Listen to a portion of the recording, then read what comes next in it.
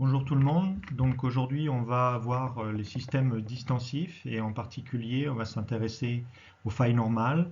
On va essayer de voir quelles sont les grandes familles de failles normales et quels sont les grands contextes géologiques, géodynamiques dans lesquels on trouve des failles normales, comme par exemple cette grande faille normale que vous avez derrière les étudiants sur cette photo, qu'on trouve au milieu des Apennins en Italie.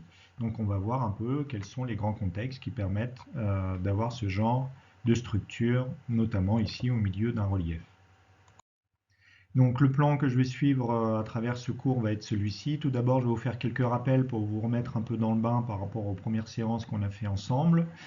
Je vais vous présenter également des éléments de vocabulaire qui permettent de décrire les failles, pas simplement les failles normales, mais d'une manière plus générale.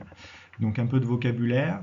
On va voir ou revoir les relations entre les contraintes et les familles de failles. Et puis, dans les derniers points, on s'attaquera vraiment au système distensif, à savoir les grands types de failles normales, comment on quantifie l'extension, comment on apporte des chiffres sur l'extension qu'on peut voir dans les structures géologiques, la sédimentation associée, puisque au niveau des failles normales, vous formez souvent, ou dans les systèmes distensifs, vous formez souvent des bassins, donc c'est des lieux propices à la sédimentation.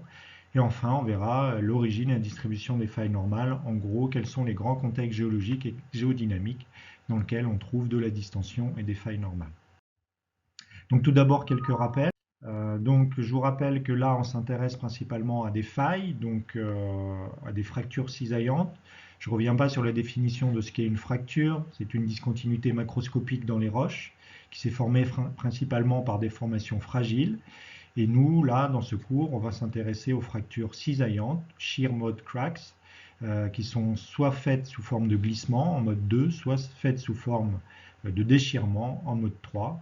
Et je vous rappelle que pour qu'on parle de faille, il faut que vous ayez un cisaillement qui soit supérieur à 0,5 mm, c'est-à-dire un déplacement entre deux blocs qui soit supérieur à 0,5 mm.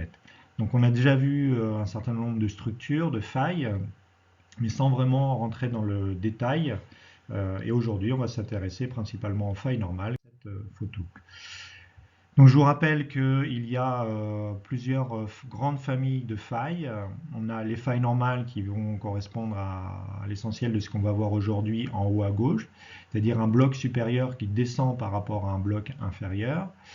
Et on a également les failles inverses qui correspondent cette fois à un bloc supérieur qui va remonter sur le bloc inférieur, donc le toit qui remonte par rapport au mur. Et puis on a également les failles décrochantes, failles sénestres et failles dextres, donc qui sont des failles ayant un mouvement principalement horizontal. On a un bloc qui coulisse horizontalement par rapport à l'autre, soit vers la gauche, soit vers la droite. Donc la distinction entre failles dextres et sénestres, je commence à l'introduire maintenant, mais c'est des choses qu'on verra notamment lors du dernier cours plus en détail.